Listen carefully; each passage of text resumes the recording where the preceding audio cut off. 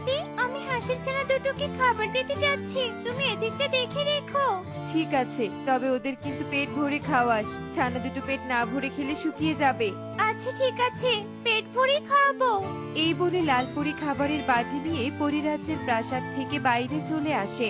কই রে আমার হাঁসের ছানাটা, চলে আয় সোনা রে, আমি তোদের জন্য খাবার এনেছি। Pack pack pack pack pack, এই যে আমরা চলে এসেছি সুন্দরী Lalpari. Pack pack pack pack pack pack, খেতে দাও Lalpari, pack pack pack pack. এই নে খা সোনা রে।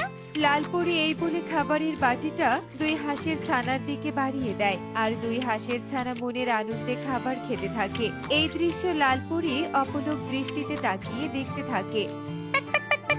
তুমি আর নীলপরি অনেক ভালো, তোমরা দুজন আমাদেরকে অনেক আদর করো আর ভালো ভালো খাবার খেতে দাও। আমরা তোমাদের এই সব ঋণ কোনোদিনও শোধ করতে পারবো না।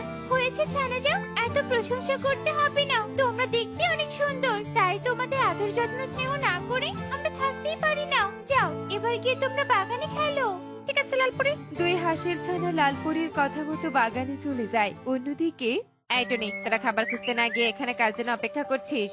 দাদা, শালিক দিদি আমাদের সাথে খাবার খুঁজতে যেতে চেয়েছে, কিন্তু দেখো না দিদি এখনো আসছে না, আমরা সে কখন থেকে অপেক্ষা করছি।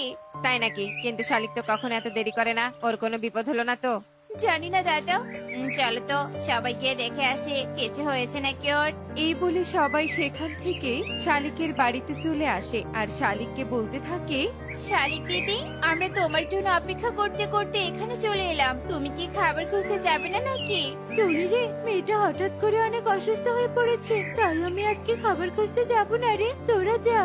আচ্ছা ঠিক আছে শালিক, তুই তোর মেয়ের সেবা যত্ন কর, আমরা খাবার খুঁজে এনে তোকে কিছুটা খাবার দেব, তুই খাবার নিয়ে কোনো চিন্তা করিস না। আচ্ছা ঠিক আছে দাদা। টনিরা আর কিছু না বলে শালিকের বাড়ি থেকে বনের গভীরে চলে আসে আর খাবার খুঁজতে থাকে। এভাবেই বেশ কিছুক্ষণ কেটে যায়। টুনিরা খাবার নিয়ে আবারও শালিকের বাড়িতে ফিরে আসে। শালিক দিদি, তোমার জন্য খাবার এনেছি, এই নাও। তোমরা সবাই অনেক ভালো, তোমাদের সবাইকে অনেক ধন্যবাদ এতগুলো খাবার দেওয়ার জন্য। আমি তোমাদের এই ঋণ কোনোদিনও পরিশোধ করতে পারবো না। এভাবে বলো না দিদি, কেউ বিপদে পড়লে তাকে সাহায্য করা আমাদের সকলের কর্তব্য, বুঝলে? এবার থাকো দিদি, আমরা চলি। এই বলে টুনিরা সবাই চলে যায়। এভাবেই ওরা সবাই বেশ মিলেমিশে বসবাস করতে থাকে। এদিকে একটা ডাইনি টুনিদের বনে চলে আসে। এই বনে তো অনেক পাখি, আমি এই বনের সব পাখিদের ঘুম কেড়ে নিব, আর তারপর সেই কেড়ে নেওয়া ঘুম পরিরাজ্যে ছেড়ে দিব, আর সব পরীকে ঘুম পাড়িয়ে পরিরাজ্য দখল করে নিব। ইচিং বিচিং ছিচিং ছা, বনের সকলের ঘুম আমার কাছে চলে আয়, আয় আয় আয়।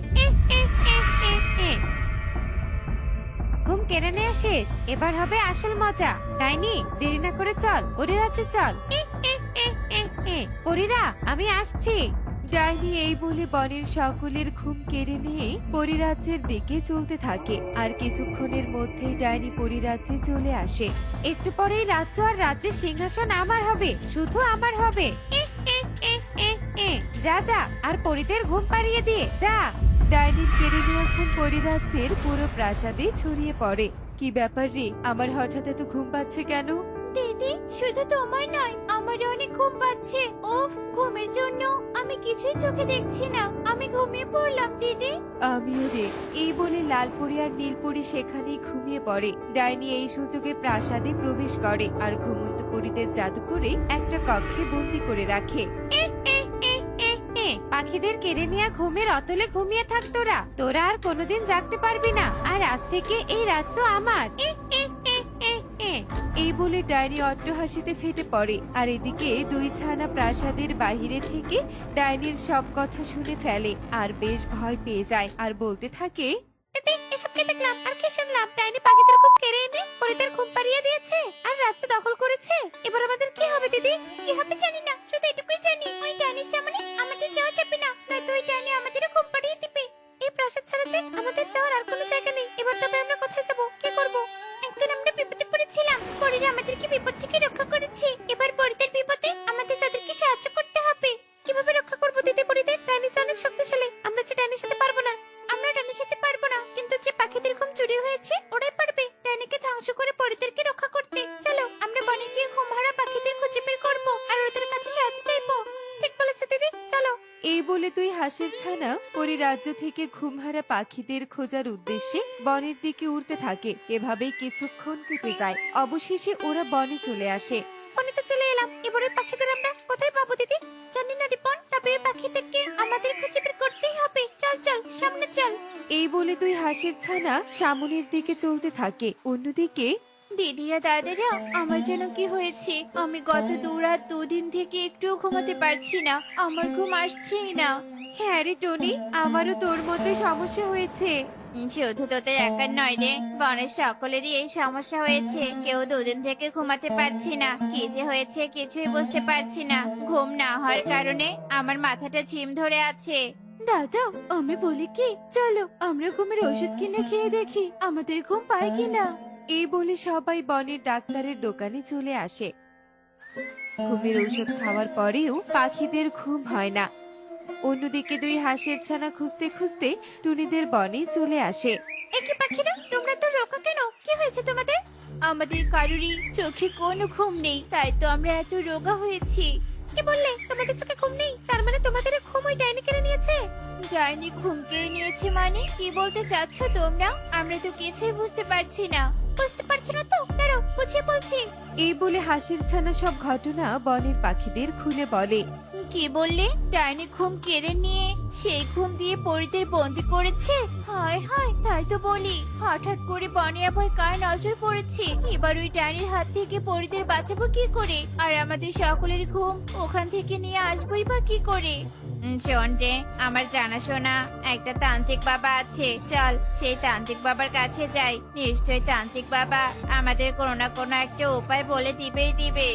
এই বলে সবাই তোতার জানাশোনা তান্ত্রিকের কাছে চলে আসে। আর ওরা তান্ত্রিককে সব কথা খুলে বলে। সব শুনে তান্ত্রিক বলে, সব শুনে যা বুঝলাম, তোরা ডাইনিকে ধ্বংস করে পরিদের মুক্ত করে তোদের ঘুম ফিরিয়ে নিয়ে আসতে চাস, তাই তো? হ্যাঁ তান্ত্রিক বাবা, দয়া করে আমাদের একটা উপায় বলুন। বলছি, এই নে সোনার কাঠি রূপার কাঠি। এই সোনার কাঠি রূপার কাঠি দুটো তোরা যদি ডাইনির সামনে একসাথে ধরিস, তাহলে ডাইনির সাথে সাথেই ধ্বংস হয়ে যাবে। আর ডাইনি ধ্বংস হলেই পরিদের ঘুম ভেঙে যাবে। আর পরিদের ঘুম ভেঙে গেলেই তোরা তোদের ঘুম ফিরে পাবি। ধন্যবাদ তান্ত্রিক বাবা, আপনাকে অসংখ্য ধন্যবাদ। আয় হাঁসের ছানা, এবার চলো আমাদের পরিরাজ্যে নিয়ে চলো। হ্যাঁ হ্যাঁ পাখিরা, চলো চলো, আমাদের সাথে চলো। এই বলে টুনিরা সোনার কাঠি আর রূপোর কাঠি নিয়ে দুই হাঁসের ছানার পিছু পিছু পরিরাজ্যে চলে আসে। ডাইনি ওদেরকে দেখে বলতে থাকে, এই তোরা কে রে? এভাবে দলবল বেঁধে এখানে এসেছিস কেন? কি চাই তোদের? বজ্জাত ডাইনি, তুই আমাদের ঘুম কেড়ে নিয়ে এখন আমাদেরকে চিনতে পারছিস না? দাঁড়া, তোকে দেখাচ্ছি মজা। টনি এসব বলে এক মুহূর্ত দেরি না করে ডাইনির সামনে সোনার কাঠি আর রূপোর কাঠি একসাথে ধরে। আর সাথে সাথেই ডাইনি যন্ত্রণায় ছটফট করতে থাকে। এই, এটা কি করলি তুই? বন্ধ কর এসব, আমার কষ্ট হচ্ছে। ডাইনি এভাবে আর্তনাদ করতে করতে ধ্বংস হয়ে যায়। ডাইনির ধ্বংসের সাথে সাথে পরিদের ঘুম ভেঙে যায় আর ওরা মুক্ত হয়ে যায়। কি মজা, পরিরা মুক্ত হয়েছে। কি মজা, মুক্ত হয়েছে মানে আমাদের কি হয়েছিল? আর এত সব পাখি এখানে কেন? শান্ত হও পরি, তোমাদের কি হয়েছে বলছি, শোনো। হাঁসের ছানা পরিদের সাথে ঘটে যাওয়া সব ঘটনা খুলে বলে। সব শুনে পরীরা বলতে থাকে, তোমরা এই পাখিদের সাহায্যে ডাইনিকে ধ্বংস করেছো। হাঁসের ছানা, তোমাদেরকে অনেক ধন্যবাদ। পাখিরা, তোমাদেরকেও অনেক ধন্যবাদ। তোমরা না থাকলে যে আমাদের কি হতো, তোমাদের এই উপকারের কথা আমরা সারা জীবন মনে রাখবো। পরি, এই দুনিয়ার একজন আরেকজনকে সাহায্য করা এক ধরনের দায়িত্ব। আমরা সেই দায়িত্ব থেকে তোমাদের সাহায্য করেছি। আর তাছাড়া তোমাদের সাহায্য করার মাধ্যমে আমাদের চোখের ঘুমও ফিরে আসে। এবার আমরা চলে পড়ি, অনেকদিন আমরা ঘুমাই না। বনে গিয়ে একটা শান্তির ঘুম দিব। এই বলে টুনিরা সবাই পরিদের কাছে বিদায় নিয়ে চলে আসে। আর আগের মতো বেশ সুখেই দিন কাটাতে থাকে। এমনই সব মজার মজার শিক্ষণীয় টুনি পাখির গল্প দেখতে আমাদের পাশেই থেকো। আর গল্পগুলো কেমন হচ্ছে তা কমেন্টে জানাতে ভুলো না কিন্তু।